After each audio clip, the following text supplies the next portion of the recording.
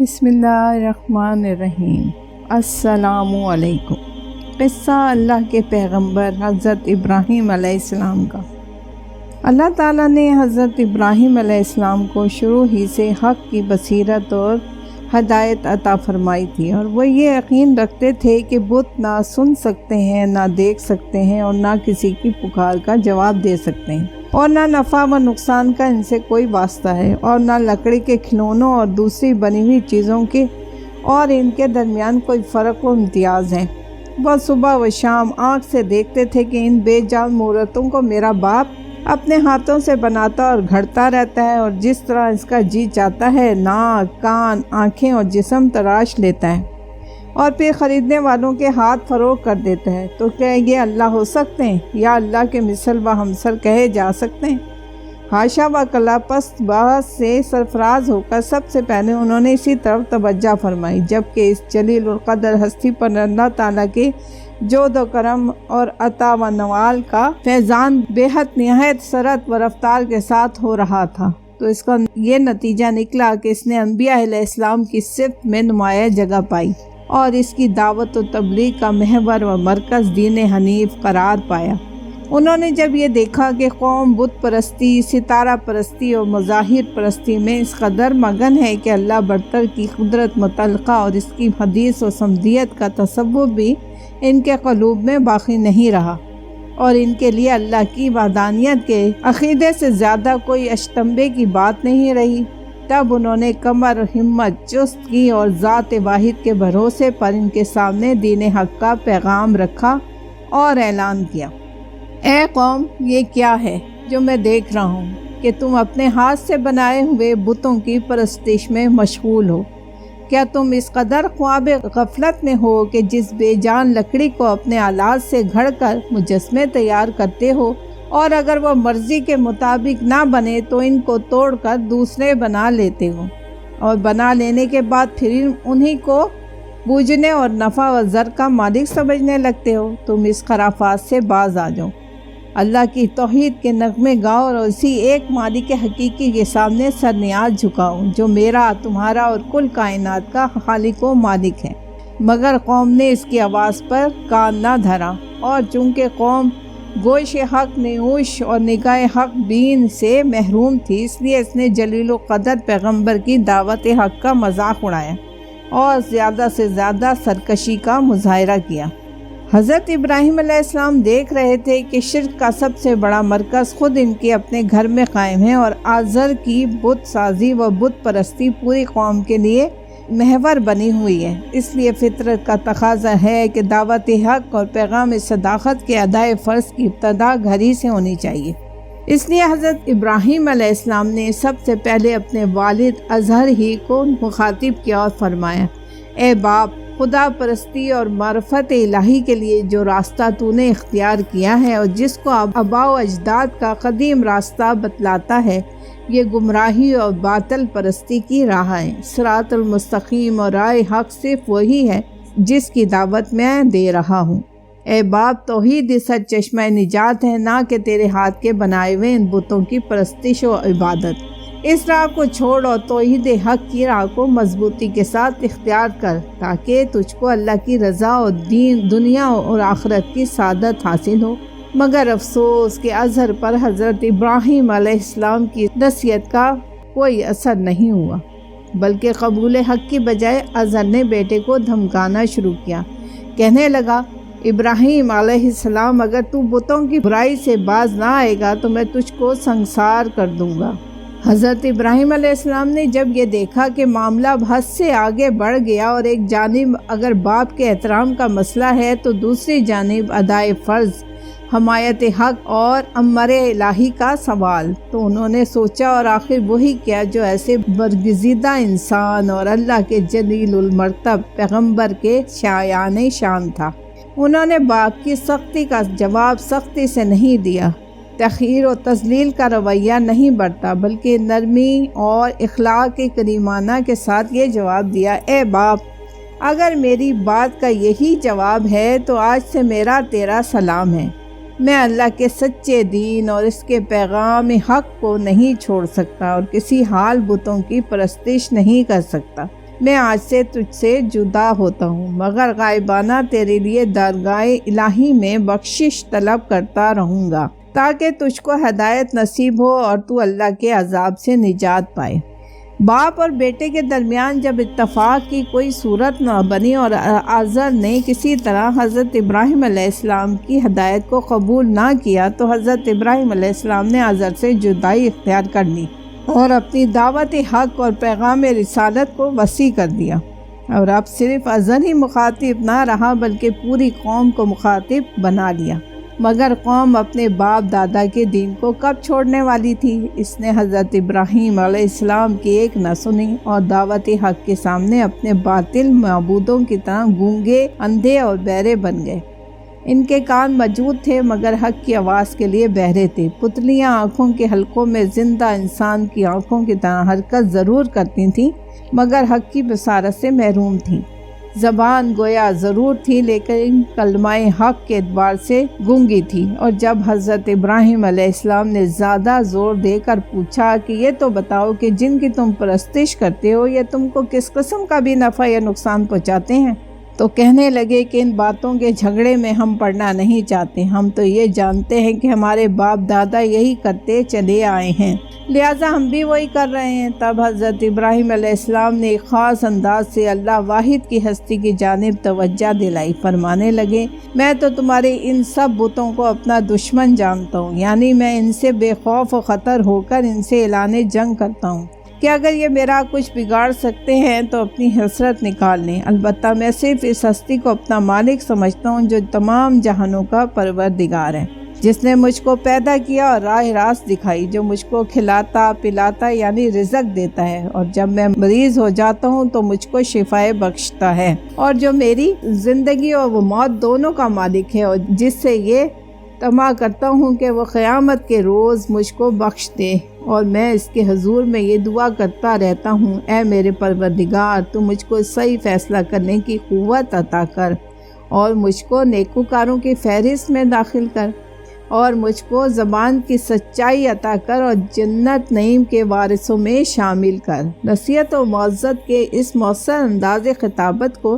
جو حضرت ابراہیم علیہ السلام نے اپنے والد اور قوم کے سامنے پیش کیا، آزر اور قوم آزر کے دل کسی طرح قبول حق کے لیے نرم نہ ہوئے اور ان کا انکار حد سے گزرتا ہی رہا۔ حضرت ابراہیم علیہ السلام کی قوم بت پرستی کے ساتھ ساتھ کواکب پرستی بھی کرتی تھی، اور ان کا یہ عقیدہ تھا کہ انسانوں کی موت و حیات، ان کا رزق، ان کا نفع و نقصان، خشک سالی اور قحط سالی، فتح و ظفر اور شکست و ہضمیت غرض تمام کارخانے عالم کا نظام و نقش کواکب اور ان کی حرکات کی تاثیر پر چل رہا ہے، اور یہ تاثیر ان کے ذاتی اوصاف میں سے ہے، اس لیے ان کی خوشنودی ضروری ہے اور یہ ان کی پرستی کیے بغیر ممکن نہیں۔ اس لیے حضرت ابراہیم علیہ السلام نے جس طرح ان کو ان کے سفلی معبودان باطل کی حقیقت وشکاف کر کے حق راہ کی طرف دعوت دی، اسی طرح ضروری سمجھا کہ ان کے الوہی معبود باطل کی بے ثباتی اور فنا کے منظر کو پیش کر کے اس حقیقت سے بھی آگاہ کر دیں کہ تمہارا یہ خیال قطعاً غلط ہے کہ ان چمکتے ہوئے ستاروں، چاند اور سورج کو خدائی طاقت حاصل ہے، ہرگز نہیں، یہ خیال خام اور باطل عقیدہ ہے، مگر یہ باطل پرست جبکہ اپنے خود ساختہ اصنام سے اس قدر خائف تھے کہ ان کو برا کہنے والے کے لیے ہر آن یہ تصور کرتے تھے کہ وہ ان کے غضب میں آ کر برباد و تباہ ہو جائے گا۔ تو ایسے اوہام پرستوں کے دلوں میں بلند ستاروں کی پرستش کے خلاف جذبہ پیدا کرنا کچھ آسان کام نہ تھا، اس لیے حضرت ابراہیم علیہ السلام نے ان کے دماغوں کے مناسب ایک عجیب اور دلچسپ پہرایا بیان اختیار فرمایا۔ ستاروں بھری رات تھی، ایک ستارہ خوب روشن تھا۔ حضرت ابراہیم علیہ السلام نے اس کو دیکھ کر فرمایا میرا رب یہ ہے، اس لیے کہ اگر ستارے ربوبیت کر سکتے ہیں تو ان سب میں ممتاز اور روشن ہیں، لیکن جب وہ اپنے وقت مقررہ پر نظر سے اوجھل ہو گیا اور اس کو یہ مجال نہ ہوئی کہ اپنے پرستاروں کے لیے ایک گھڑی اور رہنمائی کرا سکتا اور نظام کائنات سے مخرب ہو کر اپنے پوجنے والوں کے لیے زیارت گاہ بنا رہتا، تب حضرت ابراہیم علیہ السلام نے فرمایا میں چھپ جانے والے کو پسند نہیں کرتا، یعنی جس شے پر مجھ سے بھی زیادہ تخیرات کا اثر پڑتا ہو اور جو جلد جلد ان اثرات کو قبول کر لیتا وہ میرا معبود کیوں کر ہو سکتا ہے؟ پھر نگاہ اٹھائی تو دیکھا کہ چاند آب و تاب کے ساتھ سامنے موجود ہے۔ اس کو دیکھ کر فرمایا یہ میرا رب ہے، اس لیے کہ یہ خوب روشن ہے اور اپنی خشک روشنی سے سارے عالم کو بقیہ نور بنائے ہوئے ہے۔ بس اگر کواکب کو رب بنانا ہی ہے تو اسی کو کیوں نہ بنایا جائے، کیونکہ یہی اس کا زیادہ مستحق نظر آتا ہے۔ اب سحر کا وقت ہونے لگا تو قمر کے بھی مان پر جانے اور روپوش ہو جانے کا وقت آ پہنچا، اور جس قدر طلوع آفتاب کا وقت قریب ہوتا گیا چاند کا جسم دیکھنے والوں کی آنکھوں سے اوجھل ہونے لگا۔ تو یہ دیکھ کر حضرت ابراہیم علیہ السلام نے ایک ایسا جملہ فرمایا جس سے چاند کے رب ہونے کی نفی کے ساتھ ساتھ اللہ واحد کی ہستی کی جانب قوم کی توجہ اس خاموشی کے ساتھ پھیر دی جائے کہ قوم اس کا احساس بھی نہ کر سکے، اور اس گفتگو کا جو مقصد توحید ہے یعنی صرف اللہ واحد پر ایمان وہ ان کے دلوں میں بغیر ارادے کے پیوست ہو جائے۔ فرمایا اگر میرا حقیقی پروردگار میری رہنمائی نہ کرتا تو میں بھی ضرور گمراہ قوم ہی میں سے ایک ہوتا۔ بس اس قدر فرمایا اور خاموش ہو گئے، اس لیے کہ ابھی اس سلسلے کی ایک کڑی اور باقی ہے اور قوم کے پاس ابھی مقابلے کے لیے ایک ہتھیار موجود ہے، اس لیے اس سے زیادہ کہنا مناسب نہیں تھا۔ تاروں بھری رات ختم ہوئی، چمکتے ستارے اور چاند سب نظر سے اوجھل ہو گئے۔ کیوں؟ اس لیے کہ اب آفتاب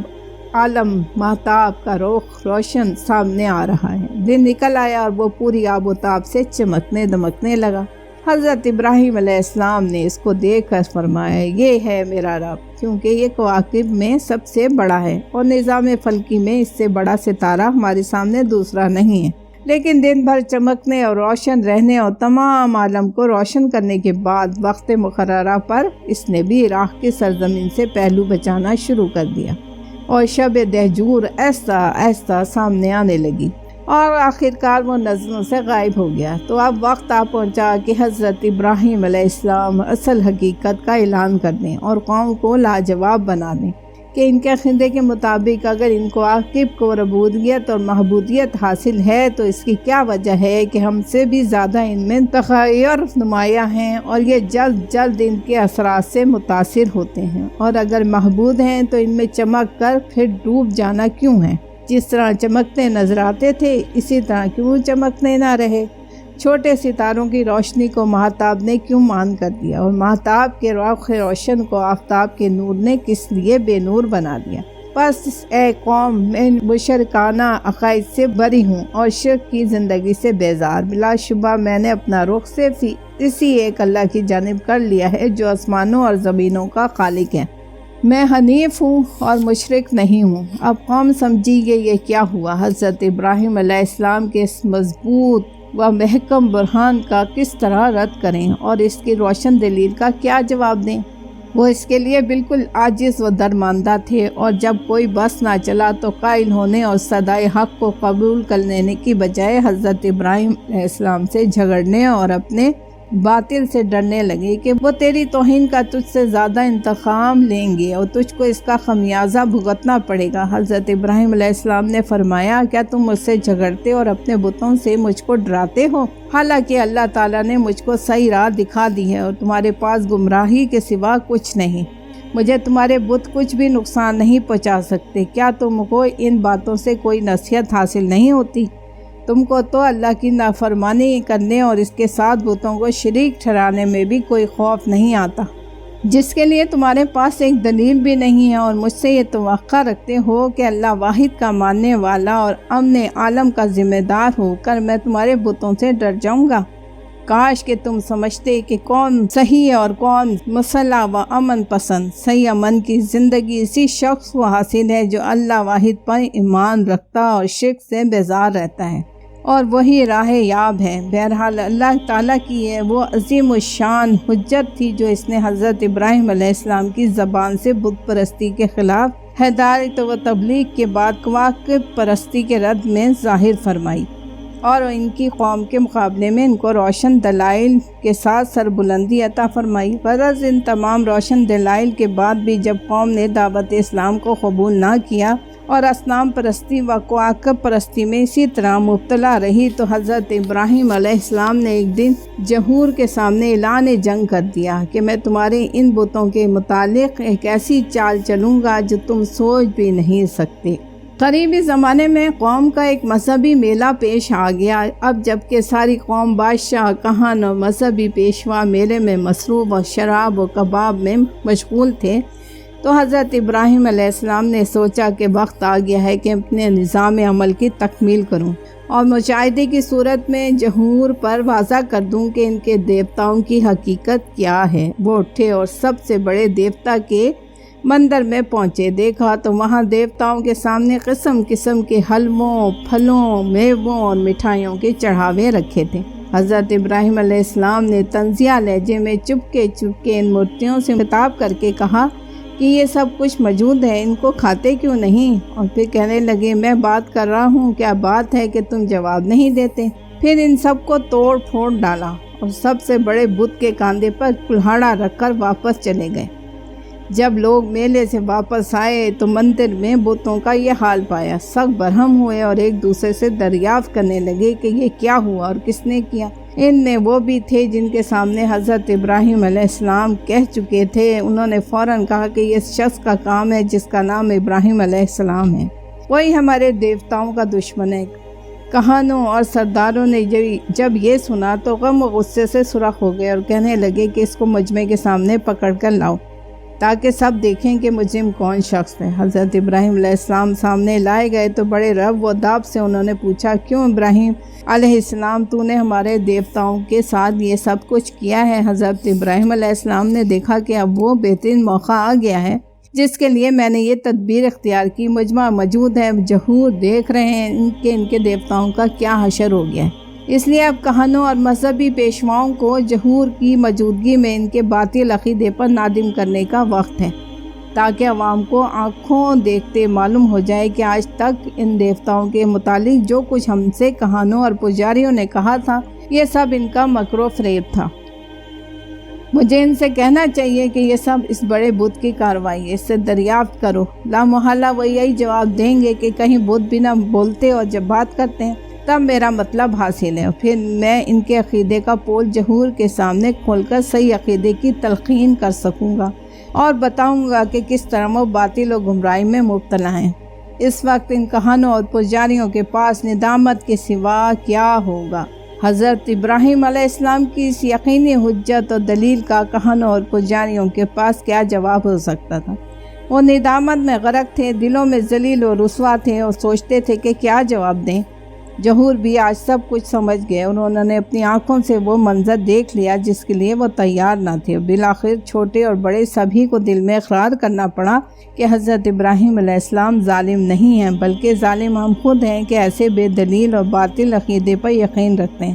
تب انہوں نہایت شرمساری کے ساتھ سرنگوں ہو کر کہنے لگے، ابراہیم علیہ السلام تو خوب جانتا ہے کہ ان بت دیوتاؤں میں بولنے کی سکت نہیں ہے، یہ تو بے جان مورتیاں ہیں۔ اس طرح حضرت ابراہیم علیہ السلام کی حیل و حجت کامیاب ہوئی اور دشمنوں نے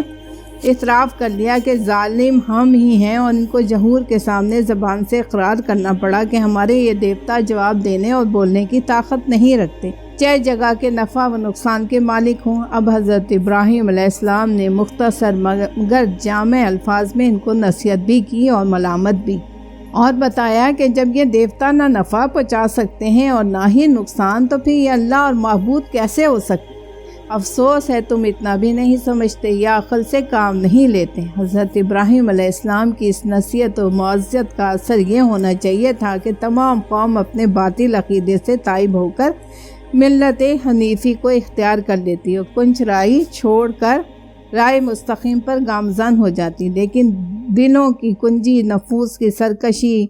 ذہنیت اور باطنی خباثت و دانیت نے اس جانب نہ آنے دیا، اور اس کے برعکس ان سب نے حضرت ابراہیم علیہ السلام کی عداوت و دشمنی کا نعرہ بلند کر دیا اور ایک دوسرے سے کہنے لگے کہ اگر دیوتاؤں کی خوشنودی چاہتے ہو تو اس گستاخی اور مجرمانہ حرکت پر سخت سزا دو اور دہتی ہوئی آگ میں جلا ڈالو تاکہ اس کی تبلیغ و دعوت کا قصہ ہی پاک ہو جائے۔